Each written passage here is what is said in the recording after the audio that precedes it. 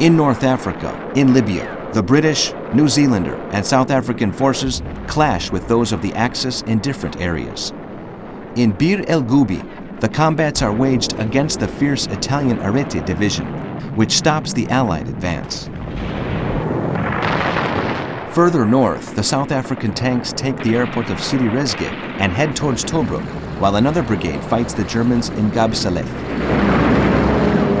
In the north of the Soviet Union, the Red Army carries out a counterattack to retake the city of Tikhvin. In the south, Rostov is under the siege of the Germans, while the bombings over Sevastopol continue and the Russian Black Sea Fleet abandons the port. In London, Anthony Eden, Foreign Office Secretary, warns in a speech that a Japanese attack against the road linking Burma with China would have serious consequences. The Secretary of State for Air, Archibald Sinclair, reveals the press that alongside the RAF English pilots in the British Isles operate 3 American squadrons named Eagle, whose number is expected to rise. "They fill us and the Americans with pride," he exclaims. Former American President Herbert Hoover affirms during a conference that he is opposed to sacrificing the American youth in a European war.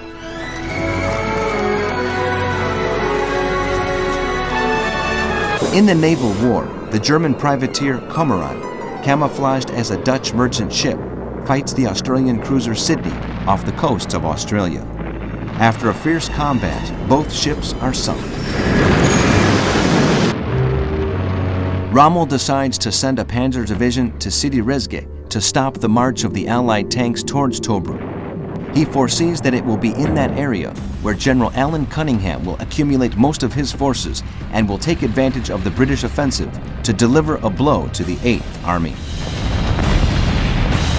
Meanwhile, the troops defending Tobruk launch an attack against the Italian Bologna division, which is encircling part of the city. In the south of the Soviet Union, the Luftwaffe aircraft bomb the northeastern coast of the Black Sea and the central region of River Don. In the center, the troops of the Reich break the Soviet defense lines set up in the Tula sector south of Moscow and Volokolamsk north of the city. In France, General Maxime Weygand, delegate of the Vichy government in northern Africa, asks for his retirement from all of his positions. In London, Winston Churchill explains before the House of Commons the offensive against Libya. His words kindle the spirits of the forces fighting in the area. Their battle will alter the course of the war. Today, all nations are looking at that battlefield, he states. The Japanese representatives in Washington, Kurusu, and Namura hand over to the American authorities the so-called Plan B, the final offer issued by their government to solve the crisis between the two countries.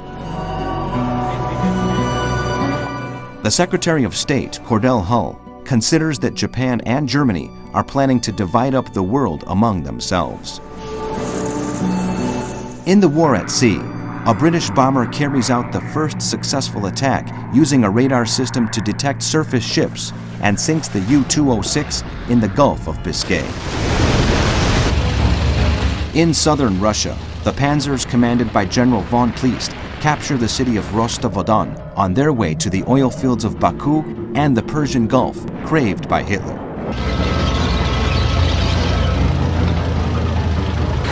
Stalin sends 15 new divisions to retake the city.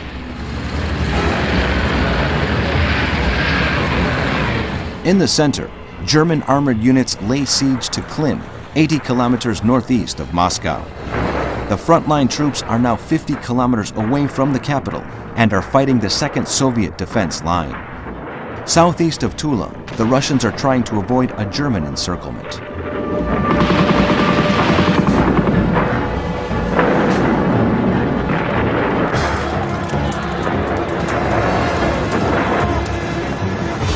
In the Republic of Uzice, separated from the Kingdom of Serbia by the communist partisans, a Chetnik commando carries out a terrorist attack against a clandestine arms factory. Hundreds of workers die, and Josip Broz Tito, supreme commander of the Partisan Liberation Army, is wounded.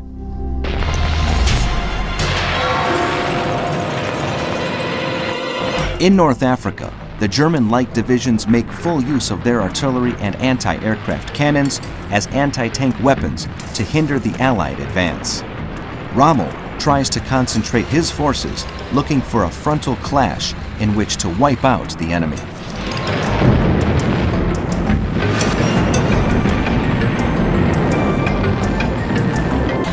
In East Africa, Ethiopia, the Italian garrison of Crusader surrenders to the Anglo-Ethiopian forces.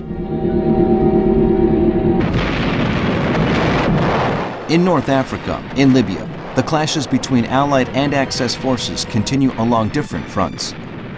In the proximity of Sidi Rezegh, German panzers and British tanks fight ferociously.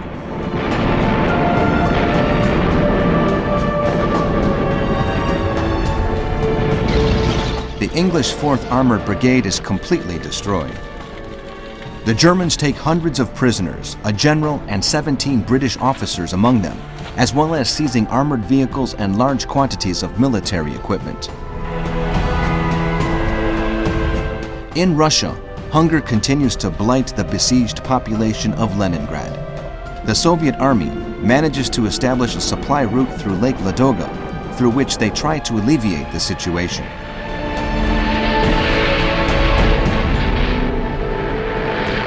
German aviator Werner Mulders, who had shot down 115 aircraft, dies in an accident as the Heinkel 111, in which he travels as a passenger, crashes while returning from the Russian front to Germany. Architect Albert Speer, who is heading several projects simultaneously, requests that Hitler supply him with 30,000 Soviet prisoners to use as workforce to build the new monumental buildings of Berlin. The Japanese launch Plan Z. The first step before setting off to Hawaii is the concentration of forces in the Tonkin Bay of the Kuril Islands. In the South Atlantic, off the African coast, the British cruiser Devonshire sinks the German privateer ship Atlantis, while the latter was refueling a submarine. In Libya, southeast of Sidi Rezegh, combats continue between the Axis forces and the Allies. The German panzers and the Italian Ariete Division surround the British armored units, inflicting heavy losses.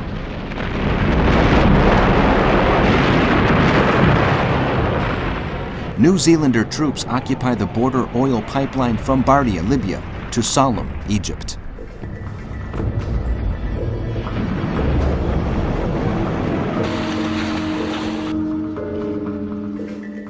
In Russia, the Germans continue to close the ring around Moscow. North of the city, the Wehrmacht forces meant to cross the canal between the rivers Moskova and Volga take Klin, Solnechnogorsk, and Istra, only 56 kilometers west of the Russian capital.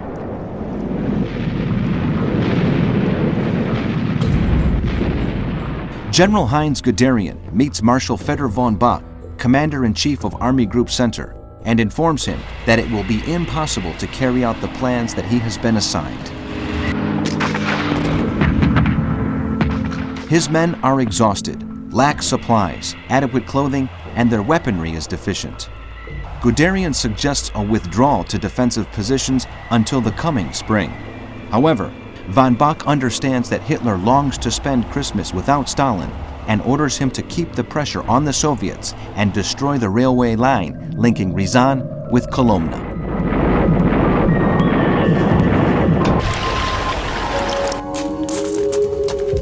In the south, the German forces that have crossed River Don begin the battle for the Caucasus region.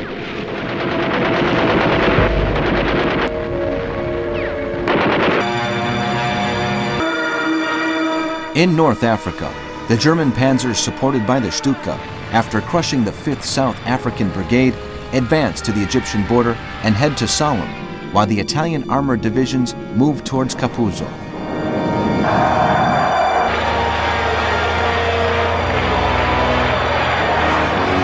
In Terezin, Theresienstadt, in the Protectorate of Bohemia and Moravia, Czechoslovakia, the Third Reich authorities set up the Theresienstadt ghetto, 56 kilometers north of Prague, where more than 30,000 Jews will perish.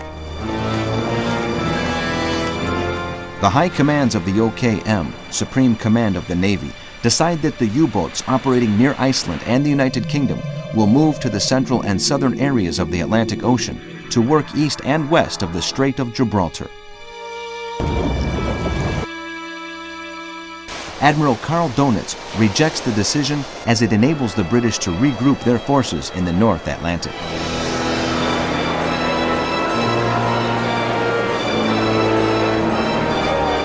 The negotiations between Japan and the United States have reached a critical point. From Washington, all the commanders in the Pacific are warned that a Japanese surprise attack is expected against any base in the region, including the Philippines or Guam. However, Pearl Harbor is not mentioned. A contingent of American troops arrives at Suriname, Dutch Guiana, in northeastern South America. With the consent of the Dutch government in exile, their aim there is to protect the bauxite mines, which are vital for the Allies.